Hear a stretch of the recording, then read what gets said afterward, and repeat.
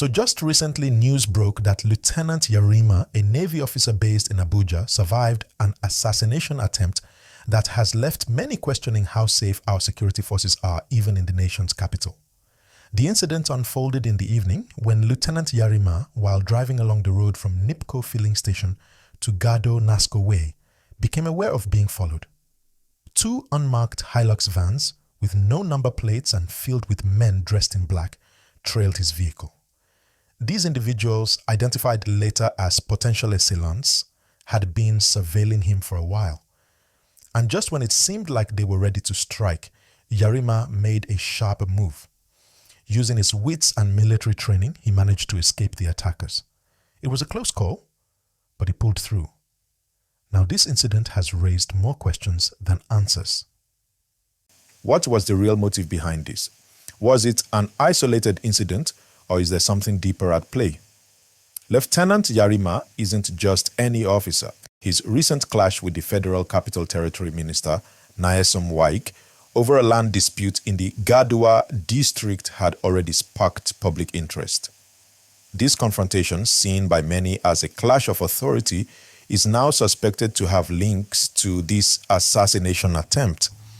This land issue had become the talk of the town. Wike had been trying to push forward a demolition exercise at a site in Gadua, which had caught the attention of Yarima and his colleagues.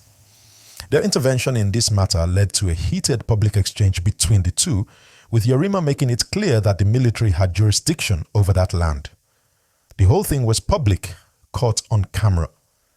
The drama escalated quickly, and soon enough, the military was forced to step in. The demolition was halted, but the tensions between military and civilian leadership remained high. With the assassination attempt happening just days after this high-profile dispute, you can't help but ask, was it revenge, or was this a warning? Is there a deeper plot brewing that we're not seeing yet? These are the questions that everyone's asking, and trust me, they're not easy to answer. The situation is murky. Was Yarima targeted because of the land dispute, or was this something else entirely? It's easy to assume it's political. After all, land disputes in Abuja have a long history of tension. But here, we're talking about the military, the security forces, and now, a civilian minister. The power struggle that comes with this isn't something you just brush aside. Now, let's talk about the assailants for a second. These were not your average criminals.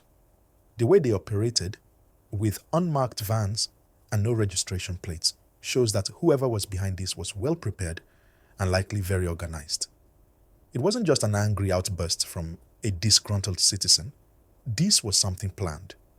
The most unsettling part, the fact that the whole thing was done in broad daylight. Abuja, the Federal Capital Territory, a place where you'd expect the highest level of security, and yet an officer can be trailed and nearly taken out without anyone noticing. How did this happen? Who was supposed to be keeping an eye on these things? This is where we need answers. It's a glaring gap in security that needs to be addressed immediately. And let's not forget the bigger picture here. This attempt on Yarima's life isn't just about him or the land dispute. It's about the safety of our officers in the field.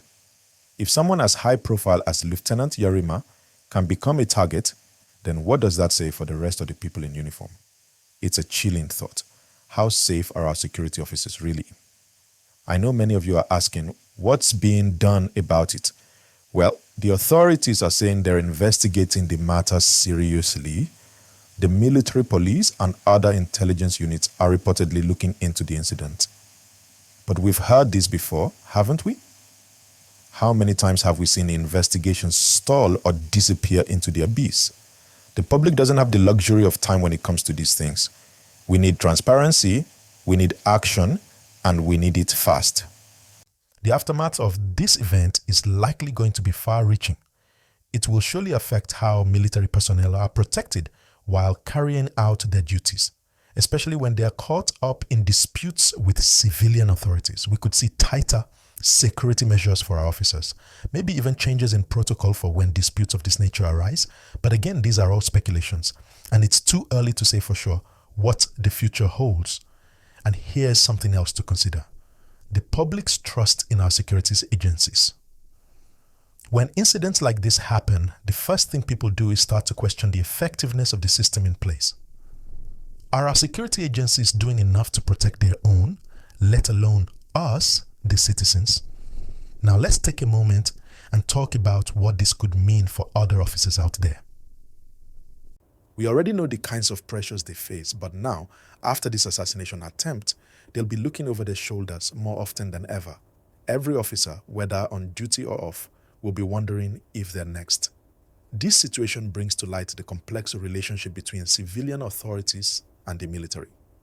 Yes, they both have different functions, but the underlying issues between them seem to be growing.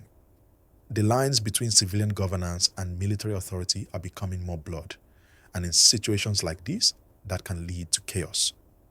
The incident could also stir the pot in terms of public perception. Many Nigerians are already disillusioned with the state of things in the country.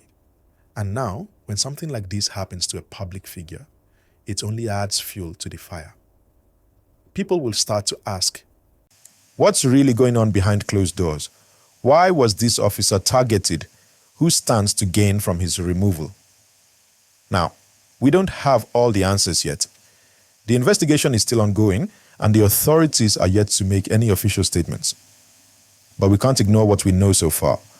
The reality is, if this attack had been successful, we would have been looking at a much bigger problem, one that could have ripple effects across the entire country. For now, all we can do is wait. We need to stay updated on what's happening, keep our eyes on the authorities to see how they handle this, and remember that this is a moment of accountability for all involved. Whether or not we'll get the answers we need is still uncertain, but one thing is for sure: the story doesn't end here. So, to all of you out there watching, make sure you stay tuned to this channel. Hit the like button if you found this breakdown insightful, and don't forget to subscribe so you won't miss the next updates as we keep you posted on this unfolding story. Stay informed, stay safe, and let's keep the conversation going.